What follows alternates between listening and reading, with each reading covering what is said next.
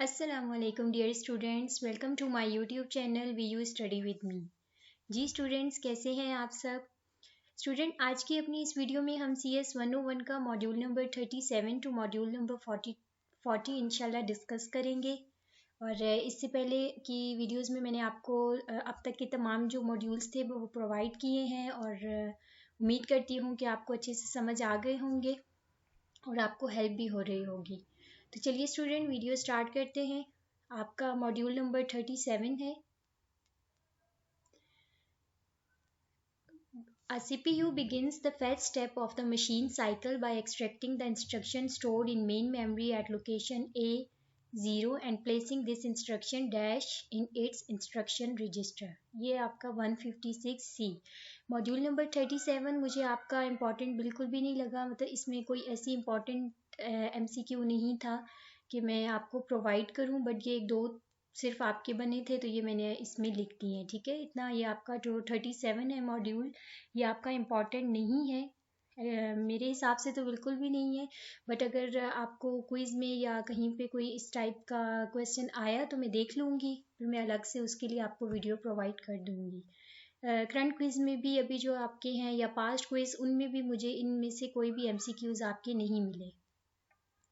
इसके बाद नेक्स्ट है the CPU analyzes the instruction in its instruction register and conclude that it is to lead register 5 with the contents of the memory cell at address 6C। ये आपकी statement true है। बस यही दो MCQs थे इसमें से। इसके बाद चलते हैं मॉड्यूल नंबर 38 पे, लॉजिक ऑपरेटर्स। जी, इसका फर्स्ट MCQ है dash that combine two string of bits to produce a single output string by applying the basic operation to individual columns. इसका आपका आंसर है बिट वाइज ऑपरेशन। ठीक है, यानी bit wise operation that combine two string, जो दो strings को combine करता है बिट्स की, और क्या प्रोड्यूस करता है, सिंगल आउटपुट स्ट्रिंग प्रोड्यूस करता है। तो वो आपके पास क्या होती है, बिट वाइज ऑपरेशन, और बेसिक ऑपरेशन यूज करते हैं हम इस पे।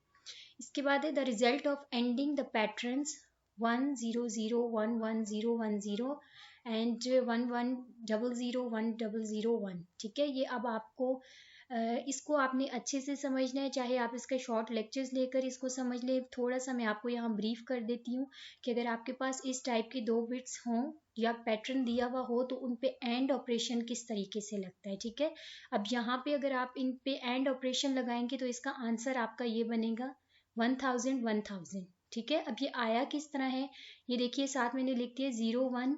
आपके पास इस पे एंड ऑपरेशन लगाएंगे तो 0 होगा, क्योंकि आपको पता है एंड ऑपरेशन में क्या होता है, 0 1 0 होता है। क्यों, लाइक अब देखें 0।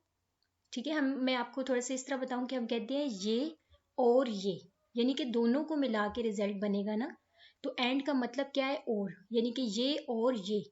तो फिर आपका यहाँ पर एक तो 0 है, दूसरा आपका 1 है, तो आंसर आपका 0 ही होगा। ठीक है, अगर 1 0 है तो आंसर 0 है। 0 0 अब दोनों है तो इसका जवाब देखिए आपके पास 0 आया है। जब दोनों 1 होंगे तो जवाब आपके पास 1 होगा। ठीक है, बस आपने ये याद रखना है, एंड ऑपरेशन में 0 1 0 होता है, 1 0 भी 0 होता है, 0 0 आपके पास 0 होता है, और 1 1 आपके पास 1 होता है। बाकी आप थोड़ा सा इसका जो कॉन्सेप्ट है वो अपने शॉर्ट लेक्चर से आप क्लियर कर लीजिएगा। ये इस तरह से एंड ऑपरेशन यूज करके आपका ये वाला आंसर आया है। ठीक है, नेक्स्ट चलते हैं द रिजल्ट ऑफ और। अब आपका और ऑपरेशन है, ओरिंग द पैटर्न्स। ठीक है, अब अगर आप इसी पैटर्न के ऊपर और ऑपरेशन अप्लाई करते हैं तो फिर आपका आंसर क्या आएगा, ये फर्स्ट वाला आपका आंसर आएगा। ठीक है, आया किस तरह से है ये देख लीजिए।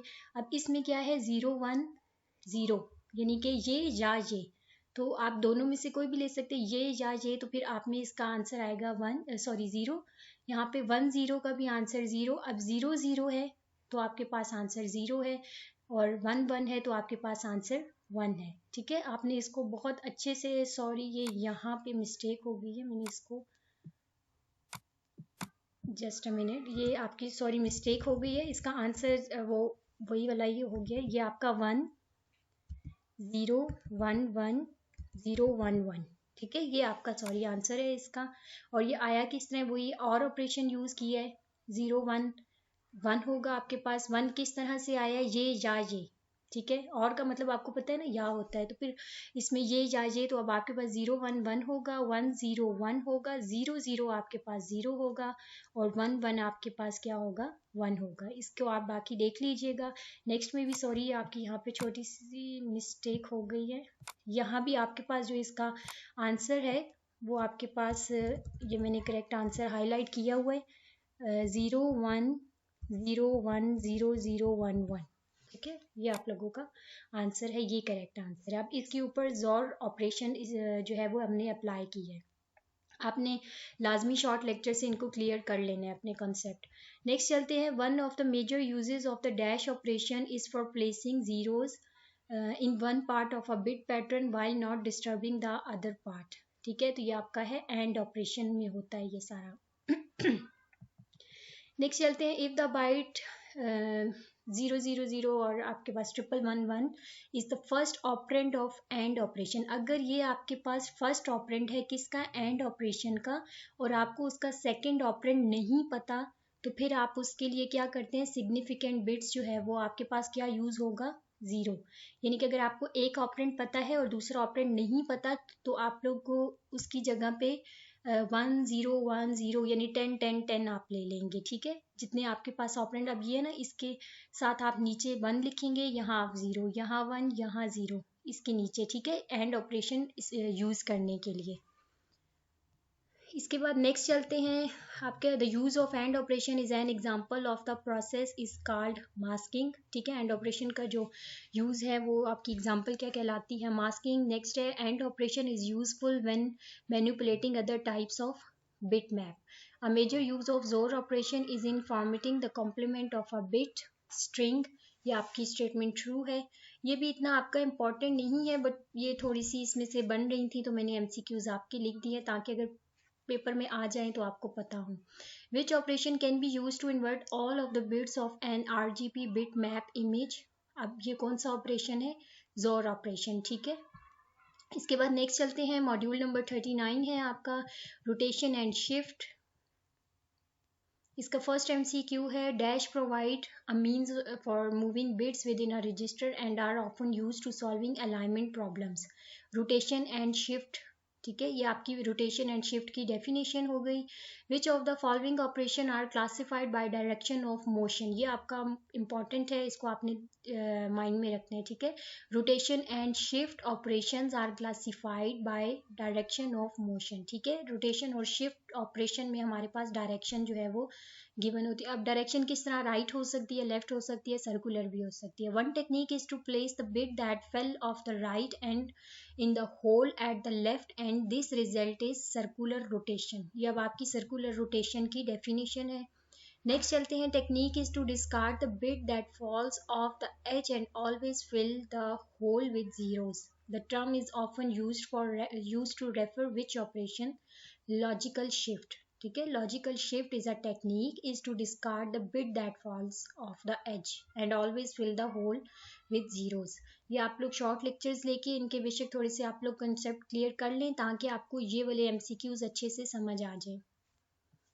इतने इम्पॉर्टेंट नहीं है बट आप फिर भी ले लीजिए ताकि अगर कोई आपको एमसीक्यू आए तो आपको पता हो। उसके बाद आपका क्या है, logical shift to the left can be use for multiplying two's complement. ठीक है, shift that leave the sign bit unchanged are sometimes called.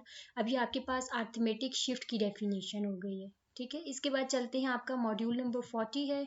ये भी आपका इम्पॉर्टेंट नहीं है इसको, लेकिन आपने शॉर्ट लेक्चर ज़रूर लेना है क्योंकि इसमें आपको टूज कॉम्प्लीमेंट के अंदर आप अर्थमेटिक ऑपरेटर किस तरीके से यूज़ करते हैं, एडिशन या सब्ट्रैक्शन किस तरह से करते हैं, आपको ये तमाम इसमें बताया गया है। बहुत शॉर्ट सा लेक्चर है आपका, बहुत शॉर्ट है, तो आप लोगों ने इसको ज़रूर लेना है। ठीक है, इसमें से बस आपका ये एक ही एमसीक्यू है, some CPUs are design to have just add or just add and subtract do all arithmetic operation. ये आपकी ट्रू है। जी स्टूडेंट्स, उम्मीद करती हूँ वीडियो आपको पसंद आई होगी। मिलते हैं नेक्स्ट वीडियो में। अल्लाह हाफिज़।